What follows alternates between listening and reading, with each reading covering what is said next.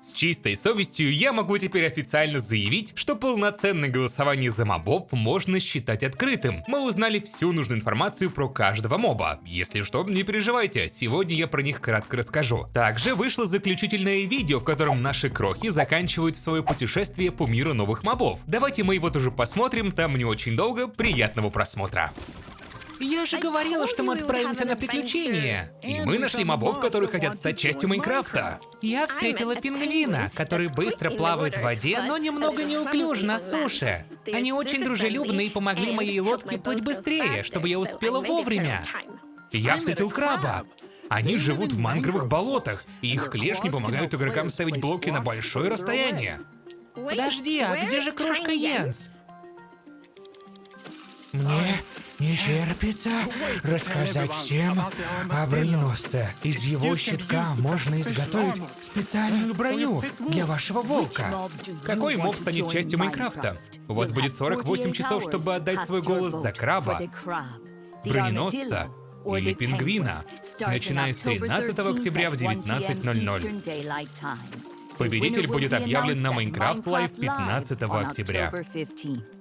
Вот такое необычное видео получилось. Этот сюжет мне понравился. Но вот в предыдущем году история все же была интересней. Возможно, из-за детективной составляющей всего сюжета. Но в целом в этот раз медиакоманда учла все ошибки, и они постарались не добавлять того, что не существует или нельзя сделать в Майнкрафте. А для корабля добавили предупреждение, что они не плавают, как показано на видео. В целом все получилось стерильно, сдержанно, но интересно. Первым делом давайте поговорим про мобов. В той очередности, в которой нам показали их разработчики. Начнем, пожалуй, с краба. Это необычный моб, который живет в биоме мангровых болот. Видел комментарии на тему того, что какой-то нереалистичный краб, почему он синий, почему у него клешни оранжевые. Это не настоящий краб. Так вот, на самом же деле такие крабы существуют. В реальной жизни он называется манящий краб. У него действительно вырастает такая огромная клешня. Иногда они ее сами сбрасывают, и на месте предыдущей вырастает новая. Так что все в рамках законов природы. Новой информации про этого моба не появилось, поэтому знаем только то, что его клешня будет помогать строителям, удлиняя возможность размещения блоков. Пока что в игре мы можем размещать блоки на расстоянии в 4,5 блока, а в творческом режиме на целых 5 блоков. Насколько увеличит радиус размещения блоков эта клешня, неизвестно. Но не стоит думать, что в 2 раза больше. Думаю, блока 2-3. По какому принципу работает эта клешня, тоже неизвестно. Но большинство игроков сошлось на том, что ее нужно будет держать в одной руке, а второй рукой мы будем размещать блоки. Неизвестно и то, будет ли краб использоваться в качестве пищи, то есть сможем ли мы получить из него крабовое мясо. Хочется в это верить. Как и обещал, в этом году до начала голосования я расскажу, за кого я буду голосовать. Это будет краб. Мне очень понравился этот моб, но я ни в коем случае не призываю вас за него голосовать. Выбирайте только то, что нравится лично вам. Прислушивайтесь к мнению других, но в первую очередь будьте верны себе. Теперь давайте поговорим про второго моба, а именно броненосца. Тоже довольно милый моб, который имеет полезный функционал. Найти его можно будет в биоме саванны, который, к слову, довольно пустой, за исключением деревни крестьян. Конечно, там есть обычные мобы, но все они встречаются и в других биомах. И я как раз говорю про уникальность мобов, которые присущны только этому биому. Броненосец дружелюбный, но очень пугливый моб, который будет при виде игрока или опасности прятаться в свой панцирь. Скорее всего, когда он спрячется в свой панцирь, он будет принимать вид блока, становясь твердым подобно обсидиану. Это, конечно, догадки. Судить функционал только по 2D пиксельному видео — это та еще боль. Самое главное в этом мобе — это его щиток. Со временем он будет выпадать у него из спины, а мы сможем его подбирать и крафтить себе броню для нашего волка. То есть нам не придется убивать его, чтобы заполучить этот щиток. Разработчики намеренно не добавят ему дроп после смерти, тем самым принудив игроков выжидать того момента, когда он сбросит щиток. Как по мне, идеальное решение. К сожалению, неизвестно, насколько сильно будет защищать эта броня нашего волка, будет ли у нее прочность и можно ли будет ее чаровать, а также от каких видов урона она будет защищать нашего пса. Уверен, что вам интересно, почему же я не отдаю свой голос за броненосца. Я аргументирую этот ответ тем, что я не часто отправляюсь в путешествия с псами. Они мне больше мешают, чем помогают. Зачастую они всегда падают в бездну и умирают, а я потом только грущу из-за этого. Не факт, что эта броня поможет спасти их от удара об землю, только если с чарами невесомость. Так что если у меня и есть питомец, то зачастую он находится у меня на базе, радуя глаз. Еще раз напомню, броненосец неплохой моб. Вы тоже можете за него голосовать. Даже если краб не не победит, я не буду расстроен, все 3 моба по-своему хороши. Последний моб — это пингвин. Как я сказал в прошлом ролике, это супер милый моб. Он самый красивый из всех мобов, что были представлены для голосования в этом году. Если вдруг вы не следили за роликами в целом и решили просто посмотреть заключительное видео, то, наверное, при слове «пингвин» вы представляете заснеженный биом, в котором много льда и снега. На самом же деле все намного прозаичней. Они будут появляться в биоме каменистый берег. Выглядит он примерно вот так. Но, по правде говоря, это не ошибка разработчиков. Пингвины обитают не только в холодном климате, но и теплом. Вот как по мне, все же лучшим решением было бы сделать их домом как раз ледяные пики. Но тогда возникает другая проблема. Они не смогут разрушить лед, чтобы поплавать в воде. Пингвины очень неуклюжи на суше, но прекрасно чувствуют себя в воде. Настолько сильно они умеют плавать, что поделятся этой возможностью вместе с вами. Да, их главная особенность в том, что они будут ускорять вашу лодку. Каким образом они это будут делать, мы, конечно, не знаем. Но можем предположить, что, подобно дельфинам, они будут накладывать эффект грации пингвина. Опять же, это тоже догадки, ведь пингвин же не будет за нами плыть, пока мы не остановимся в нужном месте. Не так ли? У него ведь и свои дела есть. Можем предположить, что нам понадобится как-то посадить пингвина к себе на лодку, и тогда сможем его использовать сколько нам понадобится. Но что-то мне подсказывает, что это точно не так будет работать. В целом, это все его заслуги, чуть не забыл про его детеныша. Да, их, скорее всего, можно будет размножать. То есть, помимо милого взрослого пингвина, мы получим еще и милого детеныша пингвина. Тоже, наверное, расскажу, почему же я не буду голосовать за него. Я не до конца понимаю, как будет работать ускорение. Мне намного проще создать себе тоннель в Незере из льда и передвигаться по нему очень быстро. Я не уверен, что пингвины ускорят меня еще больше. На многопользовательских серверах это будет только создавать новые лаги. Повторюсь, главная особенность пингвина — это красивый внешний вид. Так что если победит он, я тоже не расстроюсь. Все мобы достойны стать частью Майнкрафта. Напоминаю, что голосование откроется за 48 часов до начала трансляции. То есть вечером 13 октября каждый из вас сможет отдать свой голос за понравившегося моба. Чтобы не пропустить старт, советую подписаться на мой телеграм-канал. Я обязательно напишу о старте голосований. Голосовать можно будет в лаунчере на официальном сайте, а также на особом Bedrock сервере. Важное уточнение: вы не сможете на 3 разных платформах проголосовать за 3 разных мобов. Проголосовав один раз условно в лаунчере, дальше система не засчитает ваш голос. Вот такие мобы. Что скажете? За кого отдадите свой голос? Как я сказал выше, я буду голосовать за краба. Мне понравился именно этот моб. В описании я оставил ссылку на плейлист, который посвящен Minecraft Live 2023. Можете посмотреть предыдущие ролики. Ждем трансляцию, которую я буду рестримить, не переживайте. Подписывайтесь, ставьте лайки, жмите на колокольчик и, как всегда, еще услышимся!